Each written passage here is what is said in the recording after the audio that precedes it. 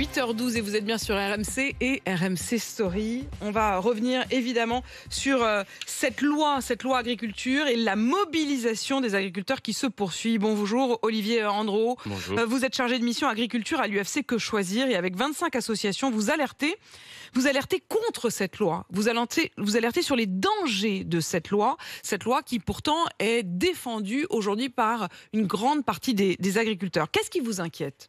Ce qui nous inquiète, c'est qu'on assiste de manière générale à un véritable retour en arrière sur des problématiques environnementales, sanitaires, de partage de l'eau. C'est véritablement, je dirais, le cadeau de Noël avant l'heure à la FNSEA. On a tout d'abord, s'agissant des pesticides, sur les problématiques sanitaires et environnementales, vous savez, il y avait le principe de séparation de vente et de conseil. C'est-à-dire celui qui vend les pesticides ne va pas vous conseiller comment on utilise. Eh bien ça, on fait une croix dessus. On va même réautoriser les ristournes, les rabais. C'est-à-dire c'est un encouragement à utiliser... acheter des pesticides. Et à utiliser encore plus de pesticides. Deuxième disposition, dont on ne sait pas si elle va être gardée in fine dans la loi, c'est lorsque l'ANSES, notre agent de sécurité nationale, donne un avis négatif sur un pesticide, eh bien, le ministère de l'Agriculture pourrait suspendre cette décision. En ce qui concerne maintenant les fameux néonicotinoïdes, ce qu'on appelle également les pesticides tueurs d'abeilles, on en a parlé notamment de l'acétamipride qui est utilisé pour les noisettes, eh bien, on revient là-dessus, on les réautorise alors qu'ils étaient interdits depuis 2018, alors même que leur impact est prouvé sur les insectes pollinisateurs qui sont important d'ailleurs pour les agriculteurs. Et puis dernière chose, on autorise la pulvérisation par drone. Alors ça, c'est rien que pour les pesticides. Encore un couplet sur l'élevage. On va assouplir les conditions d'autorisation et d'agrandissement des élevages industriels alors même qu'on sait qu'ils ont un impact sur l'environnement. C'est un retour en arrière. C'est clairement un retour en arrière. Donc on ne peut pas continuer comme ça. Et dernière chose, sur l'eau, eh bien, le partage de l'eau. Il y a réautorisation des bassines avec le principe d'intérêt général majeur pour ces constructions alors qu'on sait qu'elles ne bénéficient qu'à une toute petite partie des agriculteurs irrigants et qu'elles coûtent extrêmement cher et une grande partie est payée par la société. Olivier Andro, qu'est-ce que vous répondez aux agriculteurs ? On a eu Sylvie tout à l'heure, viticultrice dans la Drôme, qui elle dit... moi, je veux bien empêcher tout ça, mais si on nous donne des alternatives, or aucune solution pour l'instant n'ont été trouvées et on continue à importer. Vous parliez des noisettes à l'instant, les noisettes qui en effet, en France, on n'a pas le droit d'utiliser l'acétamipride pour cultiver les noisettes, mais on a le droit de le faire chez tous nos voisins européens qui, eux, nous vendent des noisettes. Donc, pourquoi est-ce que les autres pourraient le faire et pas nous ? Ou alors, il faut l'interdire à tout le monde ? Alors, tout d'abord...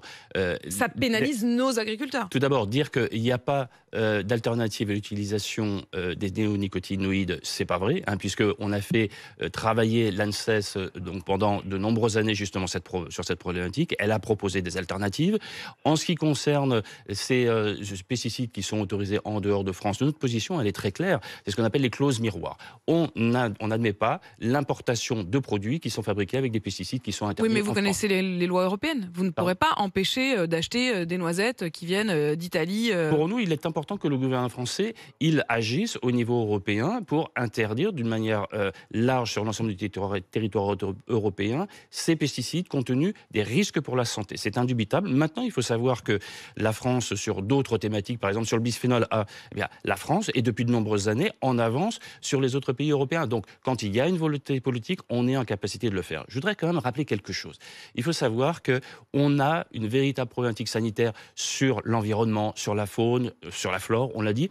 Mais il faut que vous sachiez que les consommateurs, nous payons 1 milliard d'euros par an pour dépolluer l'eau, essentiellement pour des problèmes de pollution agricole, pesticides et nitrates. Et maintenant, nous sommes devant un mur d'investissement, puisque avec l'arrivée de nouvelles molécules, avec l'arrivée d'études véritablement indépendantes qui montrent la problématique, au bout d'un certain temps, on ne saura plus faire une eau potable conforme aux réglementations européennes à un coût acceptable. Donc là, on va droit dans le mur. Il faut aussi que cette partie de la production agricole se rende compte. Parce que la réglementation européenne, effectivement, est très exigeante sur la qualité de l'eau, et elle a bien raison, mais la réglementation européenne, en revanche, n'impose pas l'arrêt de l'utilisation de ces néonicotinoïdes à nos voisins.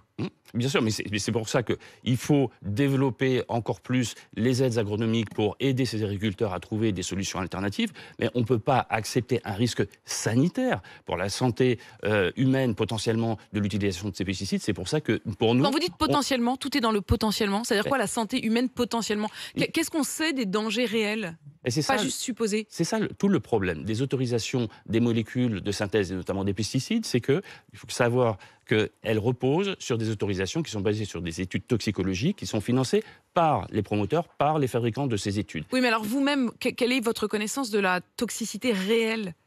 Nous, ce que nous demandons, c'est qu'il y ait des études qui soient faites sur le long terme, que les autorités européennes puissent faire des contre-analyses. Elles ne font jamais des contre-analyses. Donc, c'est-à-dire qu'on est basé sur des études de laboratoires indépendants pour lesquelles il va falloir des années pour qu'il y ait des contre-analyses. Nous, ce qu'on demande, c'est l'application du principe de précaution.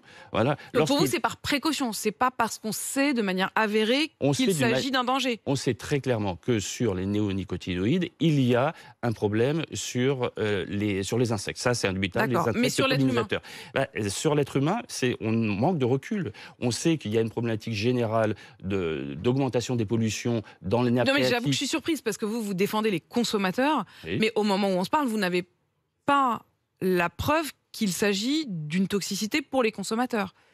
Parce qu'on manque d'études sur le long terme concernant ces molécules de pesticides. C'est pour ça que, compte tenu des dangers qui sont déjà avérés sur la faune et notamment Sur les insectes, sur les abeilles, il est important d'appliquer le principe de précaution. D'une manière générale, la réglementation européenne demande des niveaux extrêmement bas de présence de pesticides dans les eaux qui sont délivrées au niveau du robinet, du fait du caractère toxique, générique toxique de ces molécules de pesticides. merci beaucoup, Olivier Andro, d'être venu donc défendre ce matin cette alerte que vous lancez avec 25 autres associations. C'est rarissime que vous soyez 25 associations en même temps. Donc contre cette loi et en faveur du blocage de cette loi, à l'encontre donc de ce que disent une partie des agriculteurs. Mais on l'a bien compris, il y a aussi une bataille au sein des agriculteurs. On a eu d'ailleurs des témoignages contradictoires d'agriculteurs en faveur de cette loi et d'autres agriculteurs, notamment Pascal en Vendée, qui lui était contre cette loi. Il est 8h19.